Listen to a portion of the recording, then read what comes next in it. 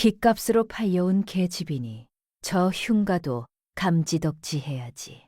시집온 첫날 소아는 혼례 폐물도 풀지 못한 채 무너진 시댁마당에 쪼그려 앉아 날카로운 독조각을 손끝이 베이는 줄도 모르고 치워내고 있었습니다. 신랑은 날이 밝기도 전에 한양으로 떠나버렸고 소아는 첫날 밤에 온기조차 남지 않은 흉가에 미쳤다. 손가락질 받는 시할머니와 단둘이 남겨졌지요. 그런데 그날 밤 아무 말 없이 누워있던 노파가 소환의 손목을 붙잡았습니다. 흐린 줄만 알았던 노카의 눈빛은 이상하리만큼 또렸습니다. 아가, 지금부터 내가 하는 말은 누구에게도 들키면 안 된다. 미쳤다던 노파는 그 밤 소환에게 대체 무엇을 말하려 했던 것일까요? 옛날 옛적 경상도 산절하게 배나무 마을이라 불리는 작은 고을이 있었습니다. 마을 한가운데를 가로질러 이수라 불리는 맑은 내가 흘렀고 그 물길 옆으로 배나무들이 줄줄이 늘어서 있어 이수촌이라 부르기도 했지요. 이수촌은 산세가 깊어 외부 사람이 드나들기 어려웠고 그래서 마을 안의 일은 마을 안에서만 맴돌았습니다. 좋은 일도 나쁜 일도 슬픈 일도 모두 이 배나무 마을 안에서 조용히 삭고 쌓였지요. 배나무 길 끝자락에 한때는 기와집이었으나 지금은 쇠락할 대로 쇠락한 폐가 한 채가 있었습니다. 지붕은 군데군데 무너져 내렸고 마당에는 자풀이 무릎 위까지 자라 있었지요. 부엌솥은 녹이 슬어 시뻘겋고 장독대의 항아리들은 절반이 넘어 깨진 채 나둥글었습니다. 우물은 두레박줄이 썩어 끊겼고 우물 안에는 낙엽이 쌓여 물냄새가 퀴퀴했지요. 사리문 안쪽으로 들어서면 퀴퀴한 곰팡이 냄새와 오래된 나무가 삭는 냄새가 뒤섞여 코를 찔렀습니다. 사람이 사는 집이라기보다는 귀신이 나올 법한 흉가에 가까웠지요. 그 집 안방에 한 노파가 누워 있었습니다. 최씨 부인이라 불리는 올해 68의 시할머니였지요. 뼈가 앙상하게 드러난 손등, 쑥 꺼진 두 뺨, 흰 머리카락이 헝클어진 채 베개에 엉겨붙어 있었습니다. 숨은 붙어 있었으나 마지막으로 제대로 밥을 먹은 것이 언제였는지 이불은 오래전 눈물이 마른 자국으로 얼룩져 있었지요. 방 안에는 아무것도 없었습니다. 작은 뒤주 하나가 방 구석에 있었으나 비어 있었고 물 한 그릇이 멀리맛에 놓여 있었으나 먼지가 앉아 있었지요. 마을 사람들은 모두 최 씨를 미친 노파라 불렀습니다. 아이고, 우리 영감은 어디 계시오? 두부 굳혀놨는데 어디 가셨어? 최 씨는 종일 그렇게 헛소리만 중얼거렸지요. 그러다 갑자기 낮게 웃기도 하고 울기도 하고 알아들을 수 없는 말을 중얼거리기도 했습니다. 미친 척만 한 것은 아니었습니다. 10년 전 남편을 잃고 6년 전 외아들 내에마저 돌림병으로 잃은 뒤 정신이 오락가락하는 것이 사실이었지요. 어떤 날은 정말 정신이 흐려졌고 어떤 밤은 죽은 남편의 목소리가 들리는 듯했습니다. 그러나 이병주의 귀에 들어갈 말만큼은 끝까지 숨겼지요. 살아남기 위해 미친 노파인 척했고 진짜로 정신이 흐려지는 날에는 그 흐릿함 뒤에 숨었습니다. 마을 사람 누구도 그 집에 발길을 들이지 않았지요. 마을 안악들이 이따금 문 앞에 묵은 보리 한 줌을 두고 가는 것이 고작이었고 그나마도 최 씨가 먹었는지 어떻게 됐는지 아무도 확인하지 않았습니다. 그런 폐가에 새색시가 들어왔습니다.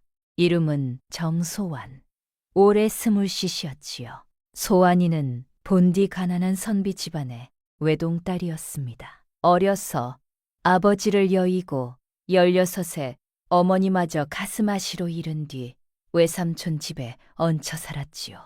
외삼촌 집에서도 소환은 모든 것을 혼자 해냈습니다. 남의 집 바느질을 맡아다 했고 새벽부터 일어나 집안일을 했지요.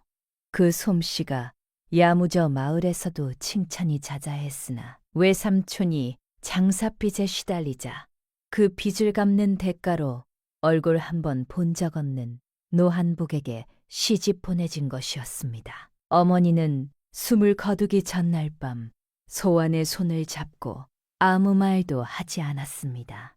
그저 손을 꼭 쥐고 오래오래 바라봤지요. 소환은 그 눈빛의 뜻을 알았습니다. 단단하게 살아라. 어머니는 그 말을 입으로 하지 않았지만 소환은 그것을 들었지요. 이 빚만 갚으면 너도 한시름 놓는 게다. 너무 서운하게 생각 말거라. 외삼촌이 그렇게 말하며 소환의 등을 떠밀 때 소환의 눈에서 눈물 한 방울이 흘러내렸지요. 하지만 소환은 입술을 깨물고 고개를 끄덕였습니다. 가겠습니다. 외삼촌. 가마 안에서 소환은 무릎 위에 올린 두 손을 바라봤습니다. 외삼촌 집에서 바느질을 하다 생긴 굳은 살이 손가락 마디마다 박혀 있었지요. 어머니의 손도 이렇게 거칠었다. 이 손이 무엇을 해낼 수 있을까? 모르는 곳으로 모르는 사람에게로 가는 길이었습니다. 가마 바깥에서는 산새 소리가 들렸고 고개를 넘을 때마다 바람이 불어왔지요. 하지만 소환은 어머니의 마지막 눈빛을 떠올리며 눈을 감았습니다. 단단하게 살아라. 말이 가슴 안에서 조용히 울렸지요.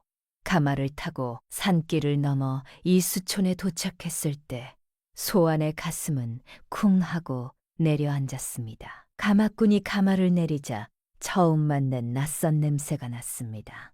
흙과 나무와 오래된 지붕의 냄새가 뒤섞인 냄새였지요. 소환은 가마에서 내리며 눈앞에 펼쳐진 집을 바라봤습니다. 해가 나 다름없었지요. 그러나 소환은 고개를 돌리지 않았습니다. 신랑 노한복은 26째 청년이었으나 가난에 찌든 얼굴이 10년은 더 늙어 보였지요. 처음 눈이 마주쳤을 때 한복은 한참 소환의 얼굴을 바라보다 눈을 내리깔았습니다.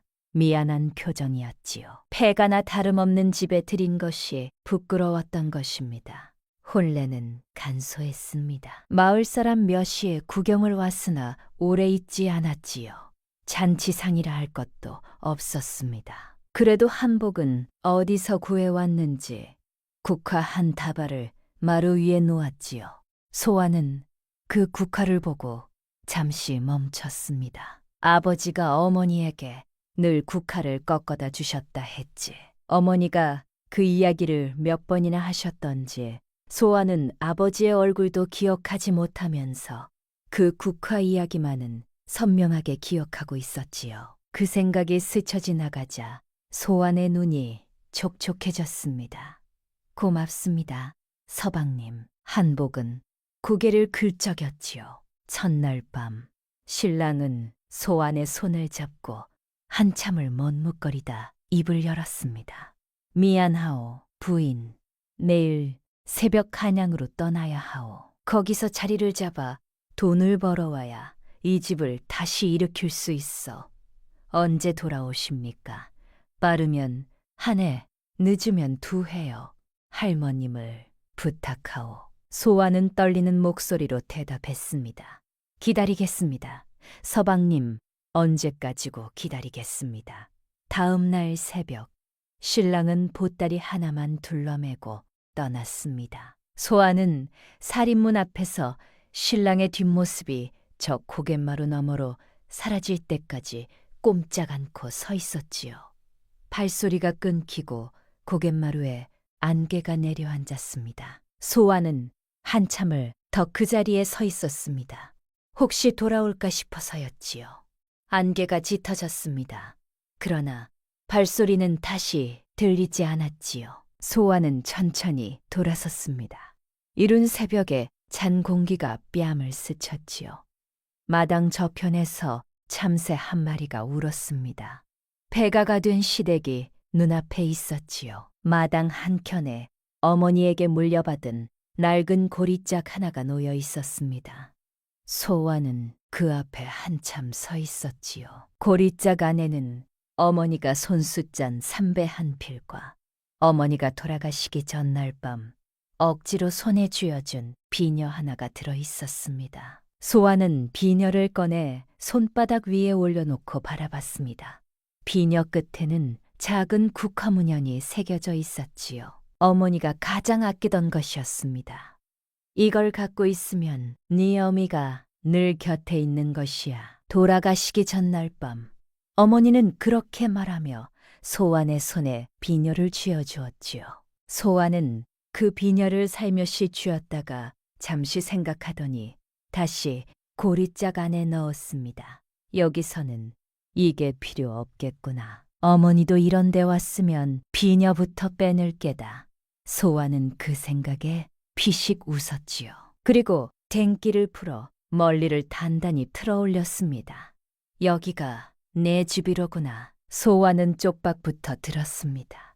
마당에 자풀을 뽑고 깨진 항아리 조각을 치우고 부엌에 솥을 닦았습니다. 솥은 녹이 너무 깊이 박혀 첫날에는 반도 못 닦았지요. 사흘을 쪼그리고 앉아 지프로 문지르고 나서야 겨우 바닥이 보였습니다. 손바닥에 물집이 잡히고 손톱이 부러져도 소환은 멈추지 않았지요. 밤이 되면 온몸이 쑤시고 아팠지만 다음 날 새벽이 되면 소환은 또 일어났습니다. 모습을 본 마을 안악들이 우물가에서 깔깔거렸습니다. 저 새댁 좀 봐. 시집을 잘못 와도 한참 잘못 왔구먼. 아이고, 그 미친 노파 시할머니까지 모셔야 하니 얼마나 고생이겠어. 한 달도 못 버티고 달아날 게 뻔하지. 그때 마을 토호 이병주의 아내인 김씨가 우물가로 다가왔습니다. 이병주라면 이 마을에서 가장 세도를 부리는 자로 인근 고을에서도 이름난 두부 가게 벼고당을 운영하는 사람이었지요. 마을 사람들은 이병주 앞에서 고개를 못 들었습니다. 땅 내 필이 그의 것이었고 마을어기 자파전도 대장간도 모두 이병주의 눈치를 봤지요. 그의 아내 김씨도 남편의 세도를 등에 업고 마을에서 두 번째 가는 행세를 했습니다. 김씨는 명주옷을 휘날리며 거만한 얼굴로 말했습니다. 그 집안이라면 망할 만했지. 그 미친 노파가 아직 살아있다는 게 더 이상한 일이야. 쨍그랑. 김씨가 들고 있던 물 항아리가 일부러 소환의 발치에 떨어졌습니다. 물이 사방으로 튀고 소환의 치맛자락이 흠뻑 젖었지요.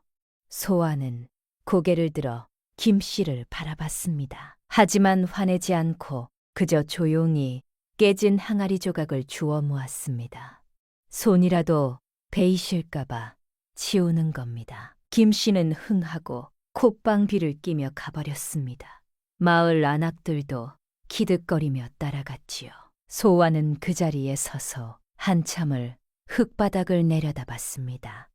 깨진 항아리 조각 사이로 물이 흙 속으로 스며들고 있었지요. 눈물이 주룩 흘렀으나 소환은 아무 소리도 내지 않았습니다. 울음소리를 내면 지는 것 같았지요. 저 조용히 손등으로 눈물을 쓱 닦고 다시 일어섰습니다. 어머니는 늘 말씀하셨지요. 눈물은 흘려도 된다. 다만 그 눈물이 땅에 닿기 전에 네가 먼저 일어서야 한다고. 소환은 치맛자락을 털고 다시 걸음을 옮겼습니다. 그날 저녁 소환은 산에서 칡뿌리를 한 조 캐왔습니다. 깨진 절구로 칡뿌리를 곱게 찍어 우려내고 또 우려내고 마지막으로 가마솥에 얹어 보글보글 끓였지요. 바닥이 얇아서 자칫하면 눌어붙을 것 같았습니다. 소환은 눈을 떼지 않고 젓가락으로 저으면서 불세기를 조절했지요. 한참을 졸이고 나니 미끈하고 고소한 칠묵이 만들어졌습니다.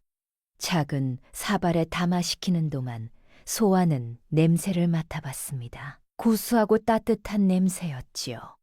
어머니가 아프실 때 소환이 끓여드리던 것과 비슷한 냄새였습니다. 할머님, 진지 드십시오.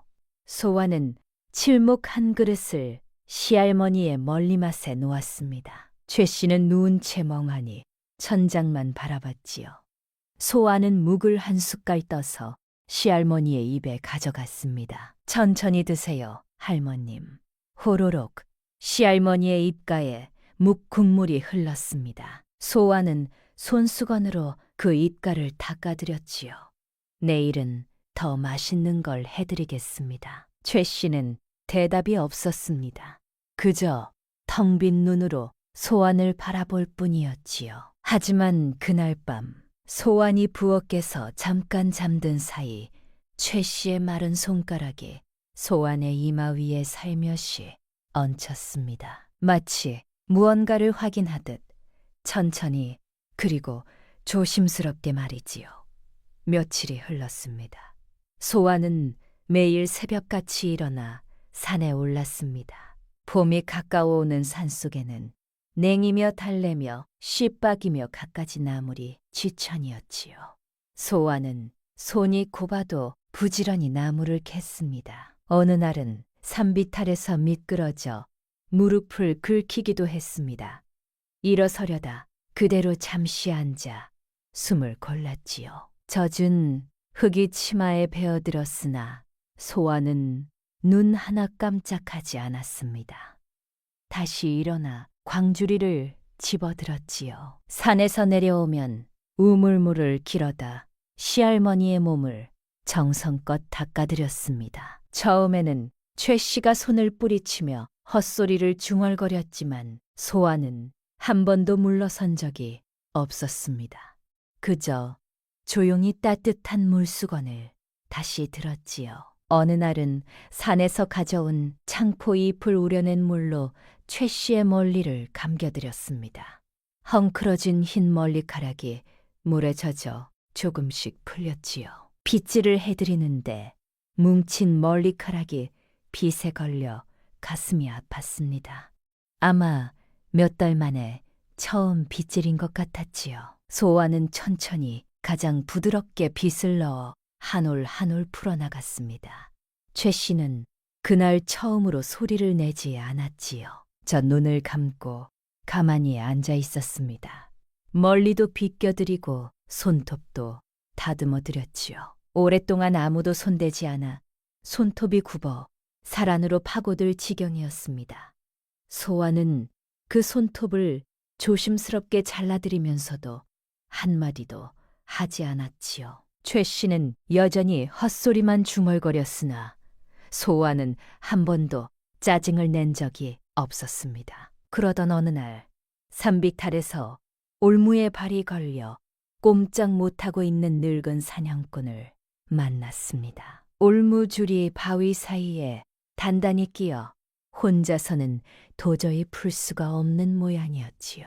소환은 나물 광주리를 내려놓고 그 자리에 쪼그려 앉아 손이 긁히는 줄도 모르고 올무를 풀어드렸습니다. 노인은 쑥스러운 듯 헛기침을 하며 말했습니다. 고맙소, 새댁. 이 산에서 무슨 일 있으면 소리 지르시오. 짐승 우는 소리와 사람 살려 외치는 소리쯤은 이 늙은 귀도 아직 구별하오.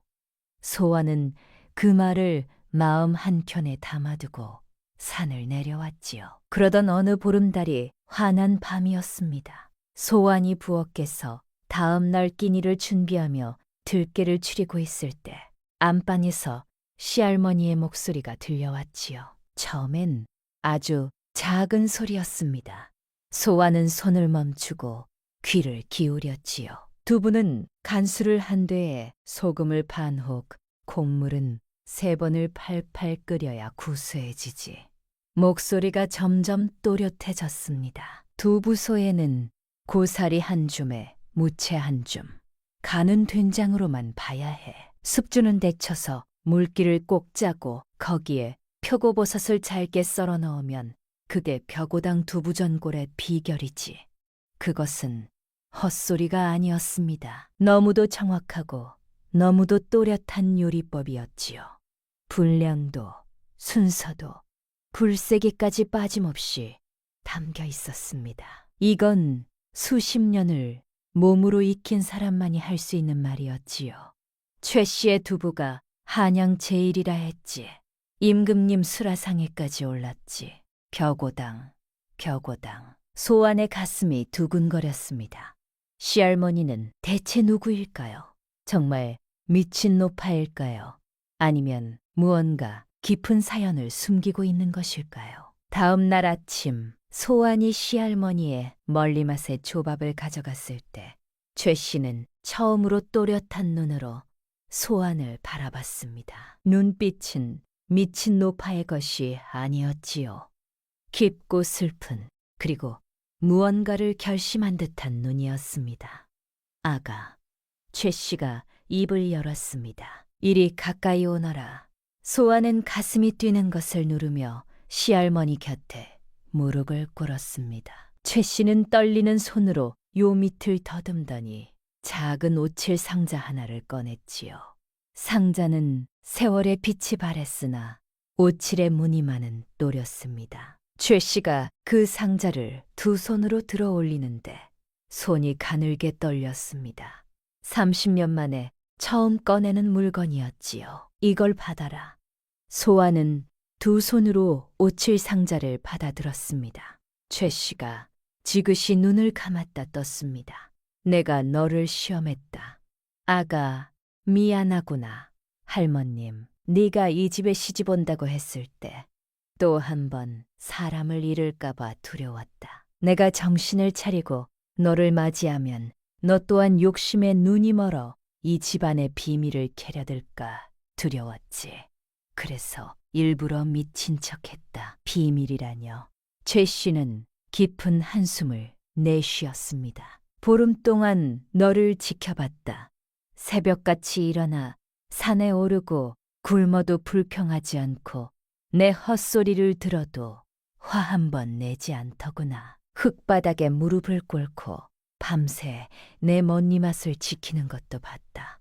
너는 아무것도 묻지 않더구나. 가난을 탓하지도 신랑이 떠난 것을 원망하지도 시알미를 귀찮아하지도 않더구나. 칠뿌리 한 조각도 나누어 먹는 너 같은 아이라면 이 비밀을 맡길 만하다 싶었다. 소환의 손에 들린 오칠 상자가 떨렸습니다. 열어보아라. 소환이 떨리는 손으로 상자를 열자 그 안에서 나무에 오칠을 입힌 작은 인장 하나와 빛바랜 종이 한 장이 나왔습니다. 인장에는 벼고당이라는 세 글자가 새겨져 있었고 종이는 수라간 납품 문서였지요. 굵은 관인이 찍힌 그 문서에는 34년 전의 날짜가 적혀 있었습니다. 그 세월이 통째로 이 낡은 종이 한 장에 담겨 있었지요. 문서 귀퉁이가 손때로 달아 있었습니다. 최 씨가 얼마나 많은 밤 이 문서를 꺼냈다 넣었다 했는지 그 세월이 고스란히 보였지요. 할머님에게 내가 한때는 한양 벼고당의 안주인이었다. 아가, 임금님 수라상에 두부전골을 올리던 최 씨가 바로 나다. 소환은 입을 다물지 못했습니다. 최 씨가 천천히 말을 이었지요. 그러나 30년 전 내 남편과 같은 마을에서 자란 자가 우리 집 비법서를 훔치고 누명을 씌워 우리를 망하게 했다. 우리는 모든 것을 잃고 이 산골로 숨어들었지. 그자의 손길이 닿지 않을 곳을 찾아서 말이다. 최 씨는 잠시 말을 멈췄습니다. 방 안이 조용해졌지요. 먼 곳에서 이수 물소리가 들려왔습니다. 내 남편이 숨을 거두면서 내 손을 붙들고 말했다. 살아남아라. 살아서 이 집안을 지켜라. 한마디만 남기고 갔지. 그래서 나는 살았다. 미친 노파인 척하면서 이 집 마당에 붙어 살았지. 하지만 최 씨의 눈에 물기가 어렸습니다. 그자가 지금 이 마을에 있다. 누구입니까, 할머님? 이 마을에서 벼고당이라는 이름을 달고 두부를 파는 자. 바로 이병주다. 소환은 숨이 멎는 듯 했습니다. 마을에서 이름난 두부가게 벼고당. 그 벼고당의 이름 자체가 최 씨에게서 훔친 것이었습니다. 소환의 머릿속에서 무언가가 맞아 들어갔지요. 우물가에서 김 씨가 내뱉던 말들. 집안이라면 망할 만했지. 그 미친 노파가 살아있다는 게 더 이상한 일이야. 말 속에 두려움이 섞여 있었습니다.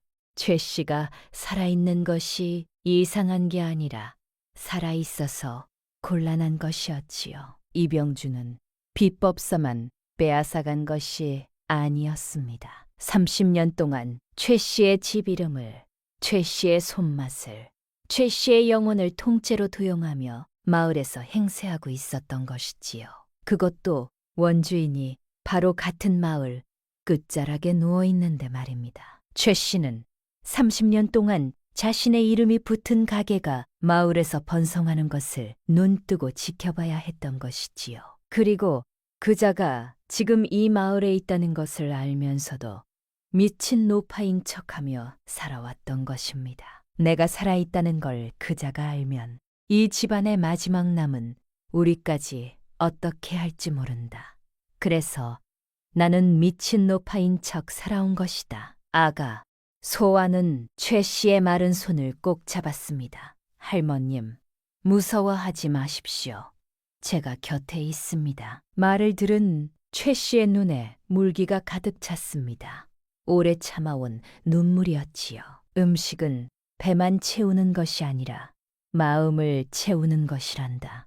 너는 칠묵 한 그릇으로 이 늙은이의 마음을 살렸다. 처음 그 묵을 먹던 날 나는 50년 만에 처음으로 누군가 나를 돌봐준다는 것이 무엇인지 알았다. 최 씨는 떨리는 손으로 소환의 뺨을 감쌌습니다. 너야말로 벼고당의 진정한 후계자가 될 자격이 있다. 소환은 최 씨의 두 손을 마주잡고 고개를 숙였지요. 할머님, 저도 이 집에 온 뒤 처음으로 이곳이 집이라는 것을 알았습니다. 그날 이후 최 씨는 매일 조금씩 정신을 차렸습니다. 아침에 눈을 뜨면 소환이 가져다 놓은 죽 한 그릇이 멀리맛에 있었고 저녁에 눈을 감으면 소환이 이불을 여며 주었지요. 최 씨의 몸은 천천히 살아나고 있었습니다. 뺨에 살이 붙기 시작했고 손등의 핏줄이 조금씩 덜 도드라졌지요. 소환은 산에서 캔약초로 시할머니의 몸을 다스렸고 시할머니는 소환에게 벼고당의 비법을 한 가지씩 전수하기 시작했습니다. 첫날은 콩을 불리고 갈아 끓이는 법, 둘째 날은 두부서 만드는 법, 셋째 날은 전골 국물 내는 법. 최 씨의 설명은 정확하고 세밀했습니다. 손가락으로 직접 가리키며 이렇게 잡아야 해, 이만큼 넣어야 해 하고 가르쳤지요. 소환은 하나도 빠뜨리지 않으려 입술을 움직이며 마음속으로 따라 외웠습니다. 그런데 말입니다. 사흘째 되던 날 최 씨가 잠시 손을 멈추며 말했습니다. 아가, 나도 한 대목은 잊으려 했다. 소환이 고개를 들었지요. 그래서 30년 동안 내 손이 그 맛을 온전히 만들지 못했다.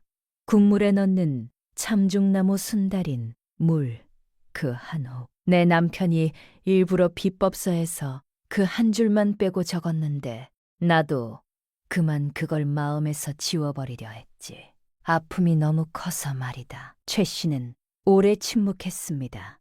소아는 아무 말도 하지 않고 시할머니의 손을 가만히 잡고 있었지요.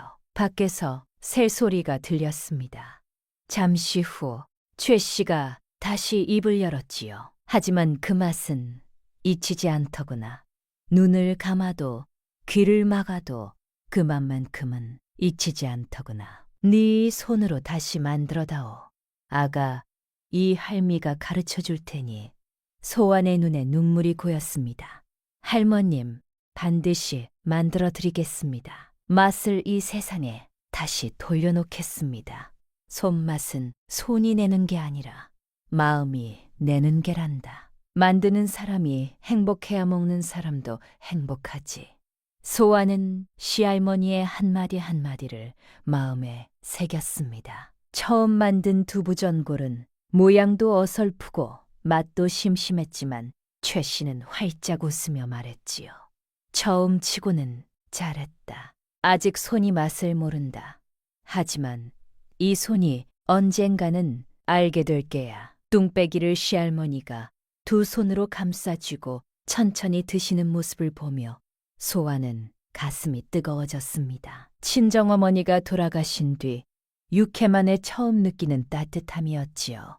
그러나 평화는 오래가지 않았습니다. 며칠 뒤 새벽 소안이 우물에 물을 길러갔을 때였습니다. 두레박을 내려보니 우물물이 흙탕물이 되어 있었지요. 누군가 밤새 우물 안에 흙과 썩은 낙엽을 들이붓고 뒤웅박까지 빠뜨려 놓은 것이었습니다. 이것을 먹이면 시할머니가 탈이 날 수도 있었지요. 소안의 어깨가 떨렸습니다. 이병주의 짓이 분명했습니다. 시할머니가 정신을 차린 것을 어떻게 알았는지 어쨌든 본격적인 견제가 시작된 것이었지요. 날 오후 소안이 마을 잡화전에 들깨를 사러 갔을 때 더 큰 일이 벌어졌습니다. 잡화전 주인이 곤란한 얼굴로 말했지요. 아이고, 새댁 미안하오. 이병주 어른께서 그쪽 집에 물건을 팔지 말라 하셨소. 거역하면 우리 집안이 굶게 생겼소. 소아는 그 눈빛을 보고 이 사람을 원망할 수 없다는 것을 알았지요. 알겠습니다. 소아는 빈손으로 돌아섰습니다. 다음 가게도 그 다음 가게도 마찬가지였습니다. 이병주의 이름이 닿지 않은 가게가 이 마을에는 없었지요. 소아는 마을 어귀까지 걸어 나오며 조용히 술을 샜습니다.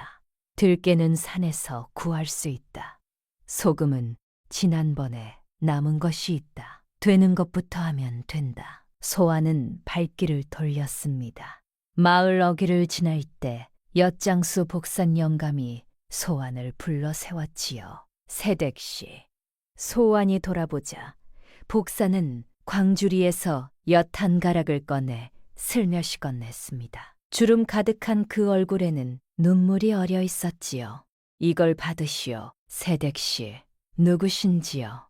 이 늙은이는 복산이라 합니다. 옛날에 이 댁에서 마부를 지냈지요. 마님께서 정신을 차리셨다 하기에. 아이고, 마님, 복사는 끝내 흐느꼈습니다. 30년 전 시댁이 무너질 때 함께 떠돌아야 했던 늙은 마부. 마님을 따라 이 산골까지 함께 왔다가 마님이 미친 노파 행세를 시작하자 떠나라는 말씀에 눈물을 삼키고 마을 아래로 내려왔지요. 뒤로 지금까지 엿장수로 연명하며 그래도 마님이 살아계신 한 이 마을을 떠나지 못했던 것입니다. 마님께서 살아계신다면 이 늙은이의 엿이라도 보태드리고 싶었소이다. 복산 어르신, 소아는 눈시울이 뜨거워졌지요. 새댁씨, 이병주는 보통 사람이 아니오. 조심하시오. 그자의 눈에 띄기 시작하면 반드시 무슨 짓을 할게요. 30년 전에도 그랬소이다. 소아는 복산의 손을 꼭 잡았습니다. 맙습니다, 어르신. 잊지 않겠습니다. 그리고 며칠이 더 지났습니다. 그러던 어느 날 저녁, 소안이 우물에서 물을 긁고 있을 때 낯선 사내 하나가 다가왔습니다. 이병준의 먼숨이었지요. 사내는 묵직한 돈주머니를 꺼내 소안 앞에 내밀었습니다. 소안은 그것을 보고도 손을 내밀지 않았지요. 우리 어른께서 전하는 말씀이요. 새댁, 그 노파가 무슨 헛소리를 하든 귀에 담지 마시오. 아무것도 들은 바 없다 하고 조용히 지내면 이 돈으로 먹고 사는데 불편이 없을게요. 소아는 두레박 손잡이를 꼭 쥔 채 한참 말이 없었습니다. 사내가 돈주머니를 더 바짝 소안 쪽으로 밀었지요. 이윽고 소안이 조용히 입을 열었습니다. 우리 시할머니는 헛소리를 하신 적이 없소이다. 사내는 눈을 가늘게 뜨고 소안을 한참 바라보다가 돈주머니를 거두어 말없이 돌아갔습니다. 소환은 그 뒷모습을 보며 입술을 지그시 깨물었지요. 이제 진짜 시작이로구나. 그날 밤 소환은 최 씨에게 그 일을 이야기했습니다. 최 씨는 잠시 눈을 감았지요. 그러다 천천히 눈을 뜨며 말했습니다. 나는 그럴 줄 알았다, 아가. 그자는 30년 전에도 그랬지. 처음에는 돈으로, 그 다음에는 협박으로, 마지막에는 모함으로 사람을 무너뜨리는 자야. 소환은 조용히 물었습니다. 무섭지 않으십니까, 할머님? 최 씨는 소환의 손을 꼭 쥐었습니다. 30년을 무서웠다. 그러나 이제 네가 곁에 있으니 더 이상 무섭지 않다. 두 사람은 한동안 말없이 앉아 있었습니다. 밖에서 바람이 불었지요. 낡은 살인문이 삐걱거렸습니다. 그러나 그 소리는 더 이상 두 사람의 마음을 흔들지 못했습니다. 날 저녁 소환은 복산이 준 엿과 시할머니가 가르쳐준 솜씨로 작은 잔치를 벌였습니다. 마당에 화로를 피우고 밤을 함께 구웠지요. 팡팡 터지는 밤껍질에서 구수한 김이 모락모락 피어올랐습니다. 할머님, 드세요. 따뜻할 때 드셔야 맛있어요. 최 씨는 구운 밤을 한 알 입에 넣고 눈을 감았습니다. 꿀맛이로구나. 꿀맛이야. 소환이 웃었습니다. 많이 드세요. 구울게요. 아가야. 최 씨가 밤 하나를 든 채 소환을 바라봤습니다. 내가 살면서 얼마나 많은 산의 진미를 먹어봤는지 아느냐. 임금님 수라상에 올라가던 두부전골도 먹어봤다. 그러나 그 어떤 음식도 지금 이 구운 밥만큼 달지는 않았다. 소환의 눈가가 촉촉해졌습니다. 그것은 슬픔이 아니었지요. 최 씨가 활짝 웃었습니다. 내가 곁에 있어 단 것이다. 사람이 더해지면 음식이 단단해지지. 호호. 두 사람은 한동안 말 없이 화로 곁에 앉아 있었습니다. 소환이 조용히 입을 열었지요. 할머님, 우리 꼭 이겨낼 겁니다. 최 씨는 대답 대신 소환의 손을 꼭 쥐었습니다. 매서운 겨울 바람이 마당을 휩쓸었으나 두 사람이 둘러앉은 화로가에는 봄볕보다 따뜻한 온기가 감돌았지요. 그러던 어느 날 마을에 큰일이 났습니다. 이병주가 자기 집에서 큰 잔치를 연다 했지요. 인근 양반들과 삿돈까지 초대된 큰 잔치였습니다. 최 씨가 그날 저녁 소환의 손을 잡고 말했습니다. 아가, 며칠 사이 조심해야 한다. 이병주는 내가 관아에 나타나기 전에 모든 것을 끝내려 할 것이다. 소환은 고개를 끄덕였습니다. 잔치를 하루 앞둔 저녁, 이병준의 먼슴 하나가 노신의 문 앞에 와서 두부 면모를 사가겠다고 했습니다. 어른께서 새댁의 솜씨가 궁금하다 하셨다는 말까지 덧붙였지요. 소환은 불길했으나 팔지 않으면 또 무슨 트집을 잡을지 몰라 말없이 두부 면모를 내주었습니다.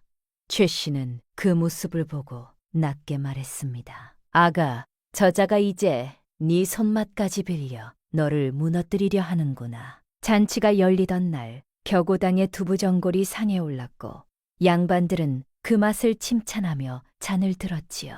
그런데 잔치 한가운데 한 양반이 갑자기 배를 움켜쥐고 쓰러졌습니다. 끙끙. 양반은 식은 땀을 줄줄 흘리며 신음했지요. 독이다. 전골에 독이 들었다. 이병주가 외쳤습니다. 잔치 마당이 순식간에 뒤집혔지요. 그 소란 속에서 이병주가 주선주선 뚝배기 하나를 집어들고 삿돈 앞에 내밀었습니다. 삿돈. 이 전골에 들어간 두부는 노한복 내에서 사온 것입니다.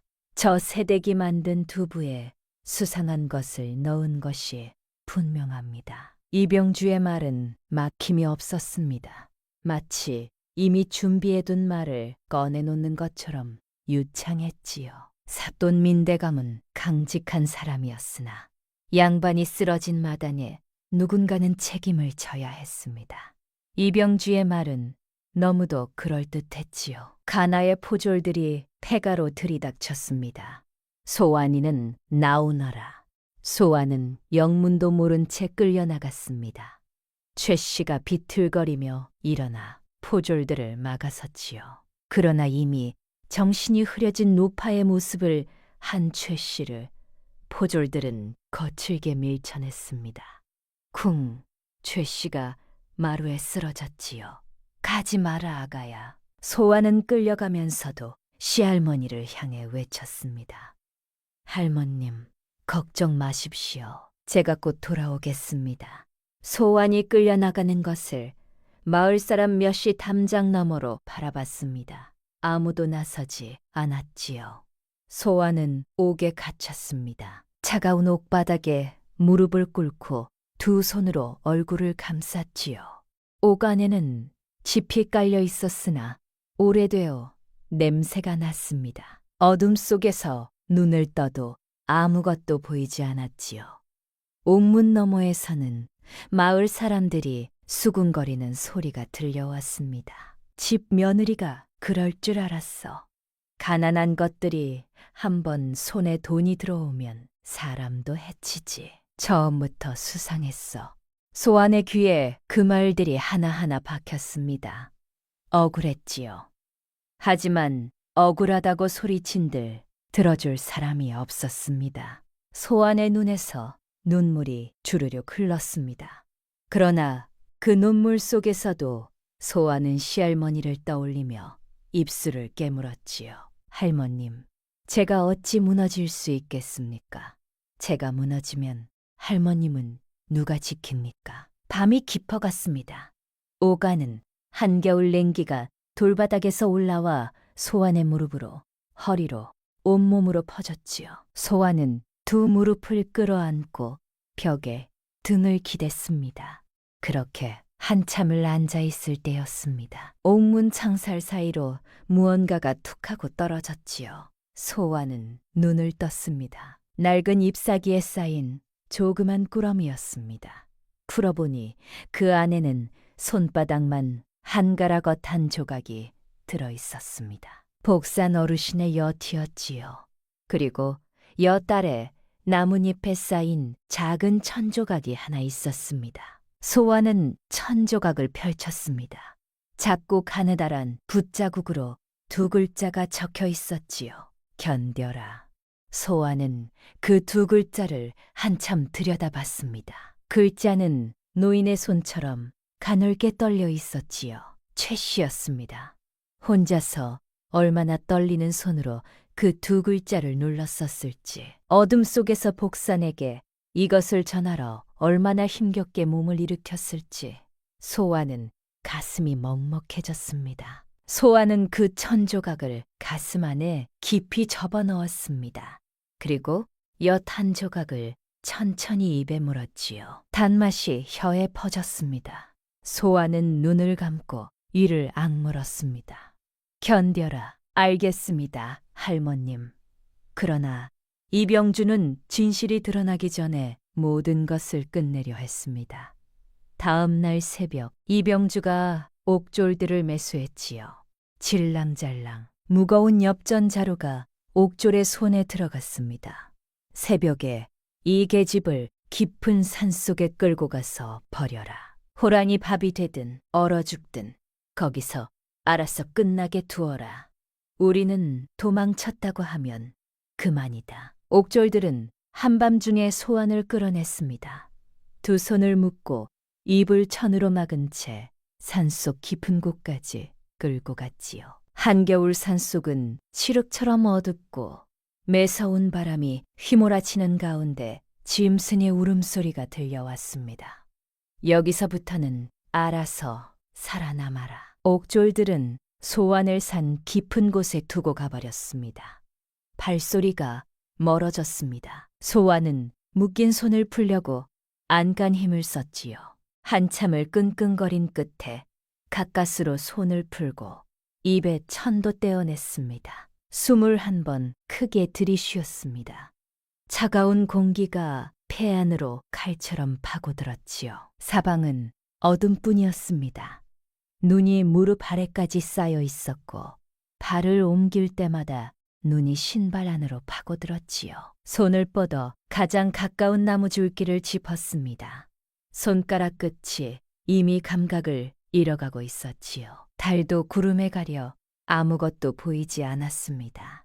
한 발짝을 옮겼다가 발 아래 눈이 무너지는 바람에 소아는 무릎까지 눈 속에 빠졌습니다. 눈 속에서 손을 짚고 일어서는 동안 장갑도 없는 맨손이 눈에 닿아 불타듯 아팠지요. 매서운 바람이 소안의 얇은 옷자락을 파고들었고 손과 발이 서서히 굳어갔습니다.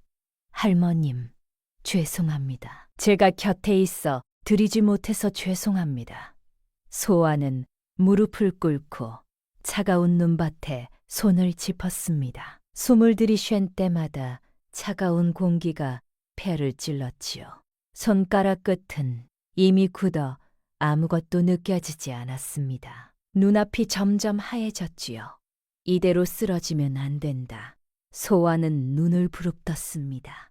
그러나 몸이 말을 듣지 않았지요. 할머님이 기다리고 계신데 소아는 두 손으로 눈을 짚고 몸을 일으키려 했습니다. 팔이 후들거렸지요. 의식이 점점 흐려져 갔습니다. 견뎌라.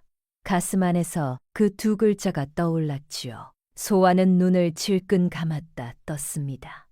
그때 멀리서 발자국 소리가 들려왔습니다. 사박사박 누구냐? 목소리가 들렸습니다. 소아는 마지막 힘을 짜내어 외쳤지요. 사람 살려. 발자국 소리가 빨라졌습니다. 풀불을 든 한 사람이 다가왔지요. 산에서 올무를 점검하러 나온 늙은 사냥꾼이었습니다. 올무에서 발을 빼내어 준 바로 그 노인이었지요. 이런 이 추운 데서 어찌된 일이오. 사냥꾼은 입고 있던 짐승 가죽 외투를 벗어 소환에게 덮어주었습니다. 그리고 소환을 등에 업고 산을 내려갔지요. 사냥꾼의 등은 따뜻했고 그 등에서 소환은 어렴풋한 안도감을 느끼며 의식을 잃었습니다. 소환이 깨어난 것은 사냥꾼의 오두막이었습니다. 하루가 활활 타오르고 미음 한 그릇이 김을 모락모락 피우고 있었지요. 사냥꾼의 늙은 아내가 소환의 손과 발을 부지런히 주물러주고 있었습니다.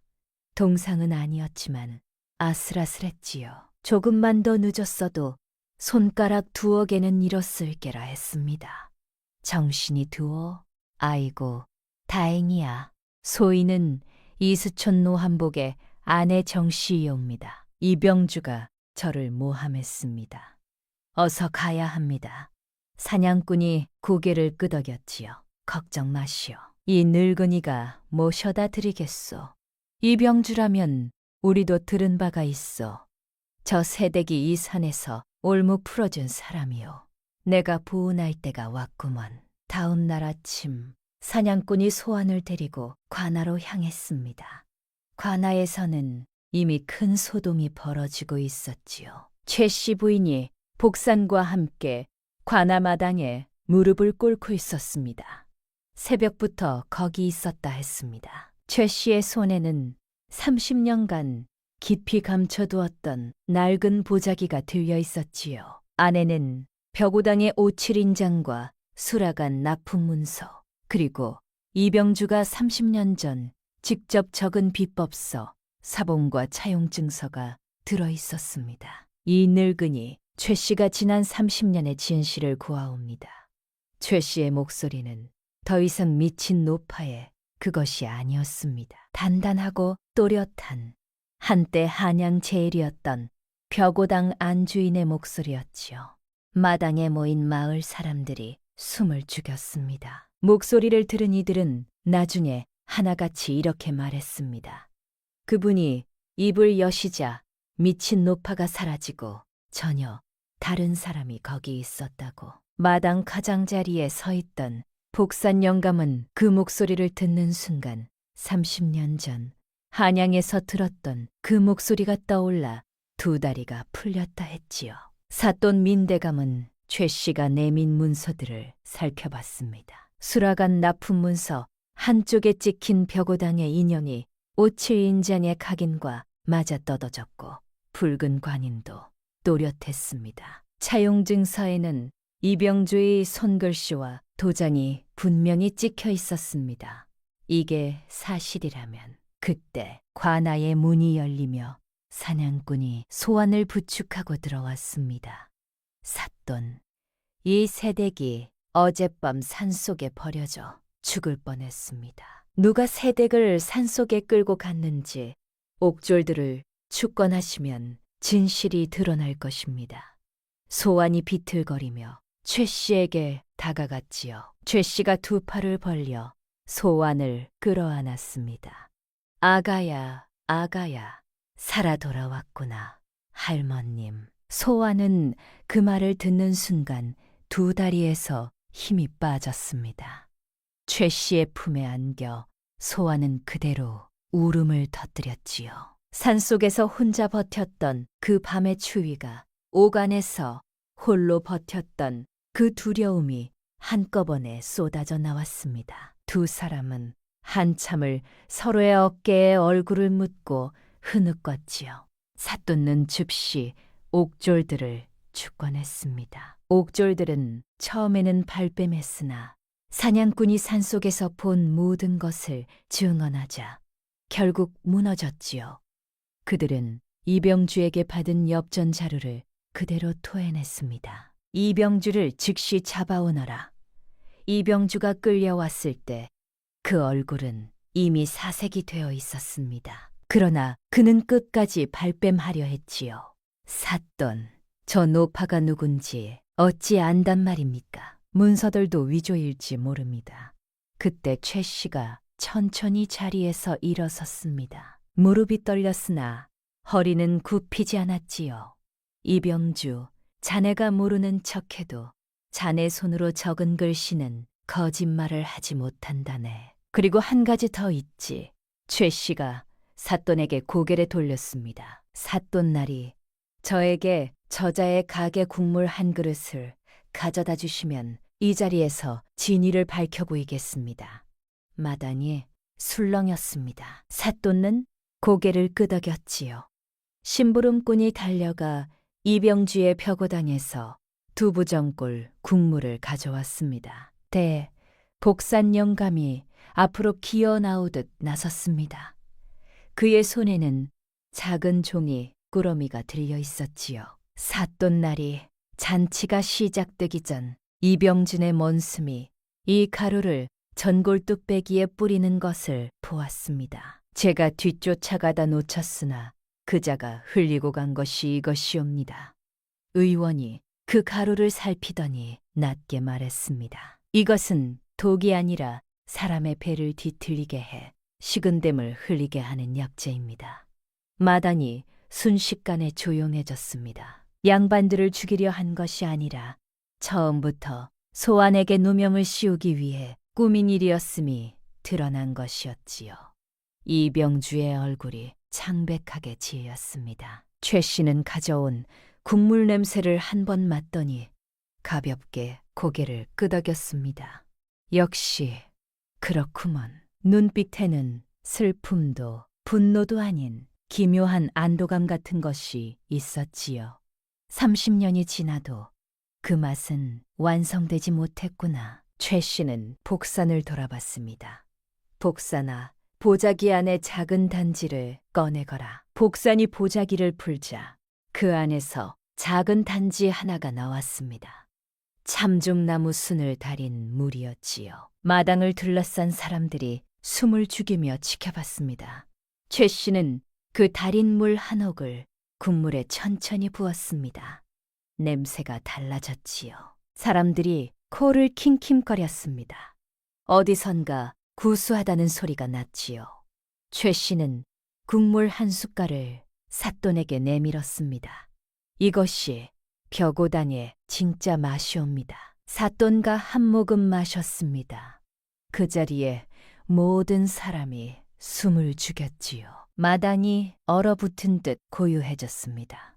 삿돈는 잠시 눈을 감았다가 조용히 눈을 떴습니다. 표정에서 무언가 분명한 것이 스쳤지요. 그리고 이병주를 바라봤습니다. 이병주는 입술을 달싹거리기만 했습니다. 마당의 양반 여럿이 차례로 국물을 맛보더니 고개를 끄덕였지요. 확실히 다르오. 벽오당에서 30년을 먹어왔지만 이런 맛은 처음이오. 이것이 진짜 벽오당의 맛이로다.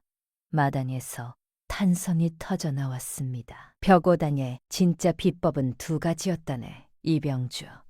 하나는 두부소에 넣는 표고버섯의 비율이고 또 하나는 이 참중나무 순달인 물 한 홀이지. 자네가 훔쳐간 비법서엔 그 마지막 한 줄이 적혀 있지 않다네.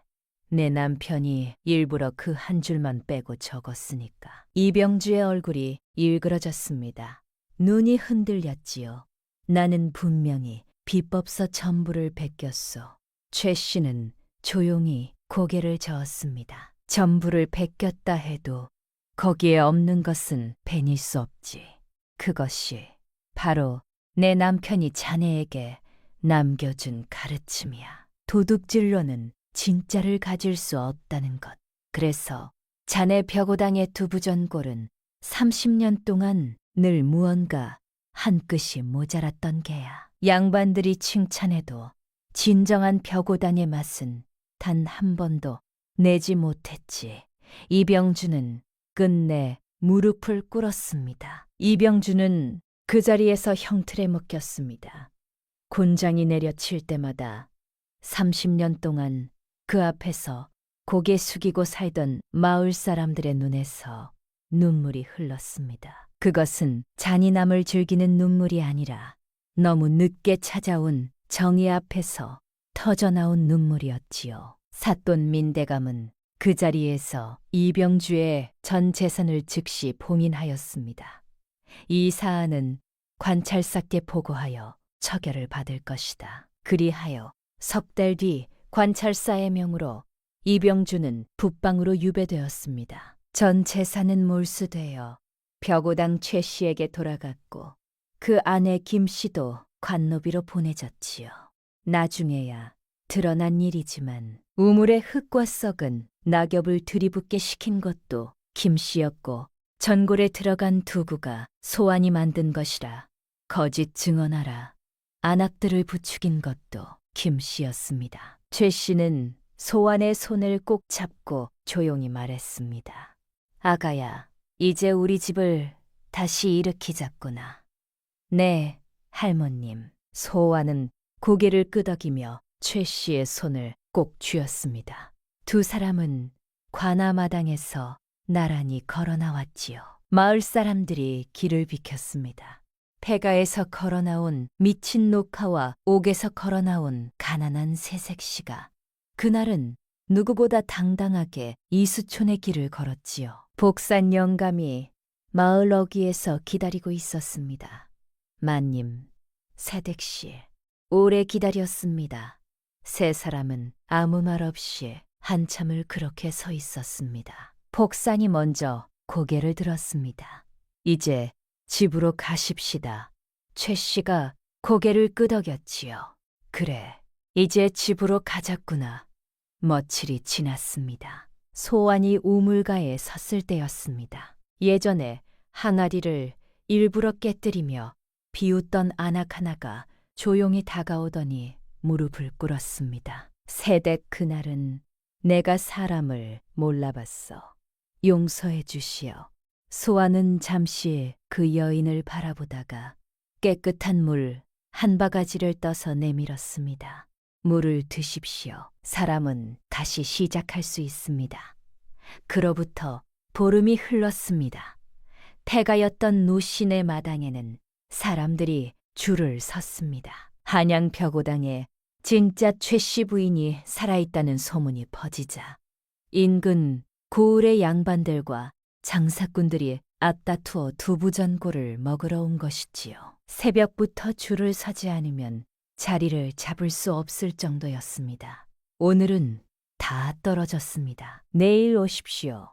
소환이 미안한 얼굴로 말하면 사람들은 아쉬워하면서도 다음 날 또 새벽같이 줄을 섰지요. 손맛은 손이 내는 게 아니라 마음이 내는 게다. 최 씨는 매일 부엌에서 그 한마디를 되뇌이며 두부를 눌렀습니다. 두 사람이 나란히 서서 함께 두부를 눌렀지요. 주름진 늙은 손과 아직 물집 자국이 남은 젊은 손이 같은 박자로 움직였습니다. 어느 날 최 씨가 소환의 손을 잡고 그 위에 자신의 손을 포갔습니다. 이렇게 힘을 주는 게야 손목이 아니라 팔꿈치에서 힘이 와야 해. 소환은 조용히 따라했지요. 두 사람의 손에서 빚어진 두부전골은 그저 음식이 아니었습니다. 30년의 한과 6년의 외로움, 그리고 보름의 따뜻함이 우려낸 하나의 결정이었지요. 그리고 다시 세월이 흘렀습니다. 한양에서 일을 마치고 돌아온 신랑 노한복은 처음 소환의 얼굴을 마주하고 한참을 말을 잇지 못했습니다. 내가 너무 오래 비워뒀어. 소환은 고개를 저었지요. 서방님이 비운 자리를 할머님이 채워주셨습니다. 한복은 그 자리에 무릎을 꿇었습니다. 부인, 나는 집을 일으키겠다며 떠났으나 정작 무너진 집을 일으킨 이는 부인이었어. 소환은 한복의 손을 잡고 천천히 일으켰지요. 서방님이 돌아오셨으니 이제 진짜 다 됐습니다. 두 사람은 함께 옛 벽오당에 이름을 다시 세웠습니다. 이수촌 벽오당. 이름은 경상도뿐 아니라 한양에까지 알려졌고 임금님의 수라상에 다시 벽오당의 두부전골이 오르게 되었지요. 최 씨 부인은 그 모든 것을 보고 기쁘게 눈을 감으셨습니다. 어느 봄날 백꽃이 활짝 핀 마당에서 소환의 무릎을 베고 누워 마지막 숨을 내쉬셨지요. 날아침 최 씨는 스스로 마당으로 나왔습니다. 소환이 부축하려 하자 손을 저었지요. 혼자 걸을 수 있다. 최 씨는 천천히 마당 한가운데 서서 한참 동안 배나무를 바라봤습니다. 꽃이 많이 폈구나. 올해는 배가 많이 열리겠어. 그리고 소환의 손을 잡고 그 자리에 앉았지요. 두 사람은 한동안 말없이 대꽃을 바라봤습니다. 최 씨의 마지막 말은 이러했습니다. 아가야, 사람을 살리는 음식은 영원히 늙지 않는단다. 내가 살아있는 동안 벽오당의 맛은 살아있을 게야. 네, 할머님, 잊지 않겠습니다. 최 씨는 그 말을 듣고 눈을 감았습니다. 얼굴에는 오랫동안 보지 못했던 평온한 빛이 감돌았지요. 백꽃이 살랑살랑 떨어져 최 씨의 흰머리 위에 내려앉았습니다. 소아는 시할머니의 손을 꼭 잡은 채 한참을 그 자리에 그대로 앉아 있었지요.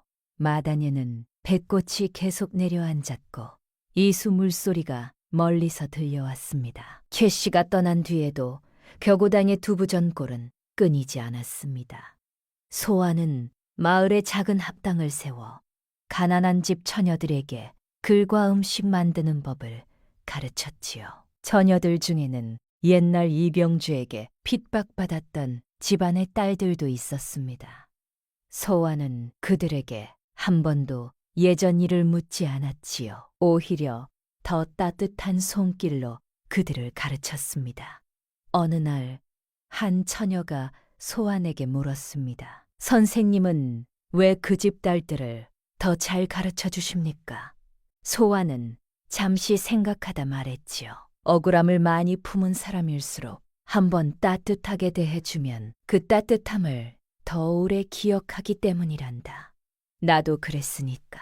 처녀는 고개를 끄덕이며 다시 붓을 들었지요. 세상에 쓸모없는 사람은 없단다. 다만 그 쓰임을 모르는 이들이 있을 뿐이지. 그 말 한마디는 시할머니 최 씨가 옛날에 그녀에게 가르쳐준 또 하나의 가르침이었지요. 음식이 사람을 살리듯 사람도 사람을 살리는 법이라는 것을 소아는 평생 잊지 않았습니다. 지금까지 가난한 새색시 정소환과 시할머니 최씨 부인의 이야기 어떠셨나요? 폐가가 된 시댁에 들어와 그 모든 일이 지나고 보름 뒤 마을 사람들을 줄 세운 비결은 결국 비법이 아니라 마음이었습니다. 찻불이 하나를 나누는 마음, 시할머니의 흐트러진 멀리를 빗겨드리는 정성, 누명을 쓰고도 견뎌라 두 글자로 버텨낸 의지, 모든 것이 모여 폐가를 다시 벽오당으로 일으켜 세운 것이지요.